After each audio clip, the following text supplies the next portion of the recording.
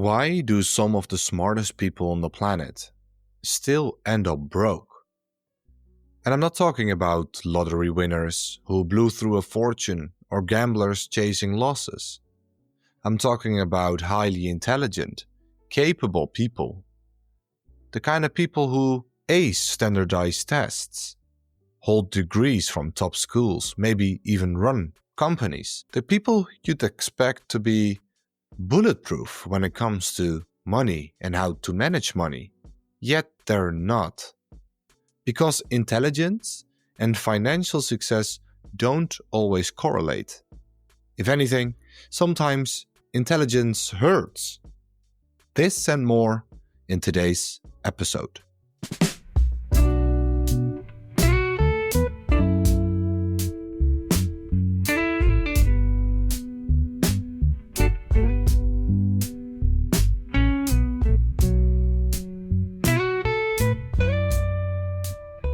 Smart people are often trained to look for complexity, to believe the harder something is to understand, the smarter it must be and the better it must be. But in investing, the opposite is often true. Simplicity wins. Think about long-term capital management in the late 90s. This wasn't a bunch of amateurs. The firm was run by Nobel Prize-winning economists. They built this incredibly sophisticated model to eliminate risk, and it still blew up spectacularly, almost taking the global financial system with them. Not because they weren't smart, they were, but because they were too sure of their own models.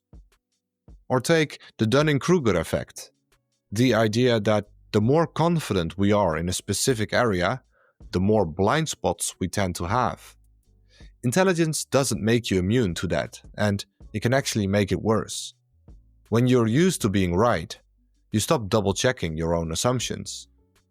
Charlie Munger once said, there are three main reasons people go broke: liquor, ladies, and leverage. Now, it sounds like the setup to a bad country song, I know, but those three words have destroyed more wealth than recessions or inflation ever did. Let's start where, well, let's be honest, most people would start: liquor. You've probably walked into a bar or a supermarket and seen Diageo's lineup without even realizing it.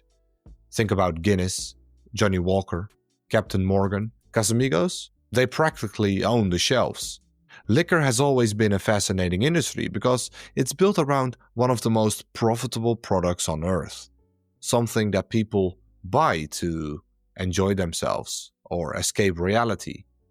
But it's also one of the easiest ways to lose control of your own. Some of the smartest people, investors, founders, and CEOs in history have had their downfall rooted in addiction.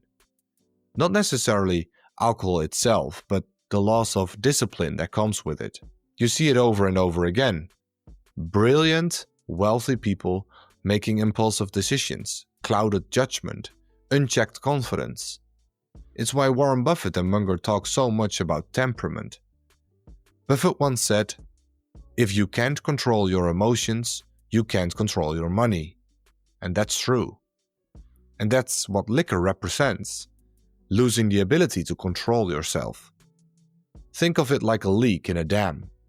It starts small, but the pressure builds up until the entire wall collapses. The central theme here is human behavior. Alcohol abuse doesn't just drain a bank account, it drains the ability to earn and manage one.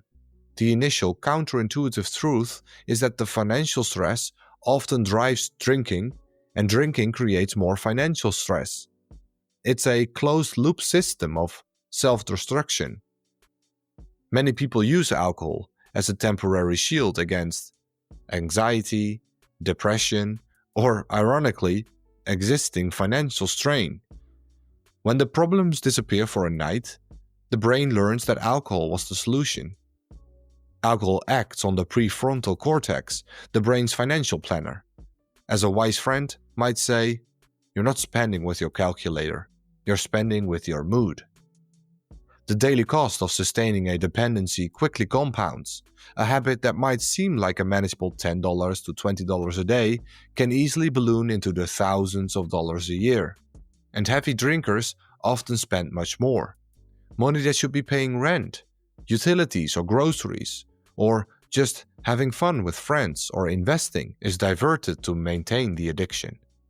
The simple truth is that excessive drinking is a system designed to eliminate both the income and the assets of the user, leading to a financial dead end that often manifests as eviction, foreclosure, and bankruptcy. So have fun, but drink responsibly. Now, let's move to the second one. Now, when Charlie Munger said ladies, he didn't mean women are the problem. Far from it. What he meant was lust, ego, and distraction. So it should be named men, but that didn't fit the theme. The loss of focus that comes when desire starts running the show. History is full of it. Kings, presidents, CEOs, entire empires have collapsed because someone couldn't separate emotion from judgment. They started mixing business with pleasure, and money doesn't survive that combination for long. Howard Hughes was once the richest man in America. He was a genius. He was a pilot, engineer, a movie producer, and an industrialist. He built record-breaking aircraft, ran Hughes Aircraft, one of the most advanced aviation companies in the world. He lived like a rock star before rock stars even existed. But for all his brilliance, Hughes' downfall didn't come from a bad investment or economic collapse. It came from losing control, to addiction, obsession, and isolation, much of it fueled by his relationships and the chaos around them.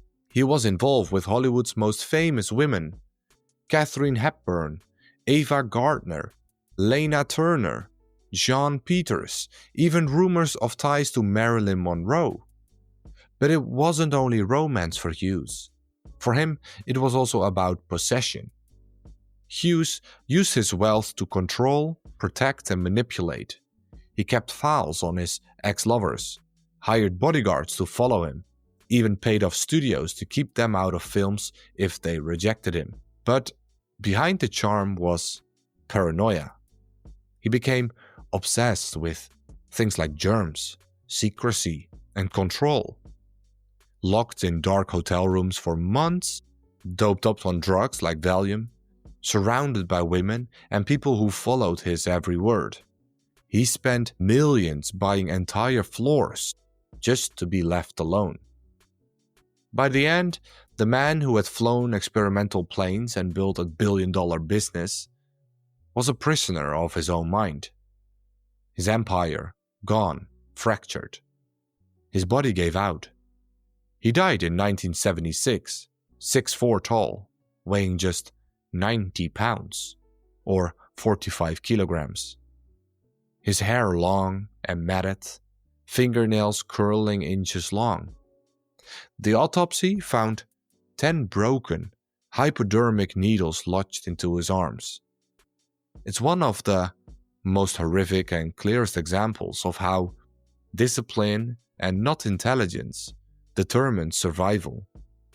Hughes had it all. He had a great mind, a great drive, talent, money. He had it all. But he lost his mind, not just due to ladies, but in combination with liquor, leverage, drugs, and anything else. He let obsession, whether for control, validation, or love, consume him. And when that happens, it doesn't really matter how much money you have. The fall always looks the same. It's about distraction and delusion. The illusion that you can juggle it all while the basics fall apart. You start working to impress instead of to build. You start spending for validation, cars, watches, parties, all to prove you're still in control. You're impressing ladies and others. At least that's what you're trying to do. Psychologists call it ego depletion. The more emotional energy you spend on appearances or drama, the less is left for rational decisions, It's why great investors stay boring. They save their energy for what matters to them, staying focused, thinking clearly, and compounding quietly. That's what Munger meant. Ladies isn't about romance, it's about temptation, distraction, and the slow erosion of discipline that comes when the ego takes the wheel. Alright, the third and final L, leverage. Here's a story you might not have heard before. It's about Rick Guerin. Between 1965 and 1983, his investment returns beat Warren Buffett's. 33% a year for Rick versus just 23% for Buffett. And they weren't strangers to each other. Rick, Buffett, and Munger even did deals together, like the See's Candies acquisition. So where is Rick Guerin now? Why isn't his name up there with Buffett and Munger? Well, the answer is quite simple, and you guessed it, leverage. Rick was in a hurry to get rich. He borrowed money to invest, and when the market took a dive in 73 and 74, margin calls forced him to sell his Berkshire Hathaway shares for just $40 each.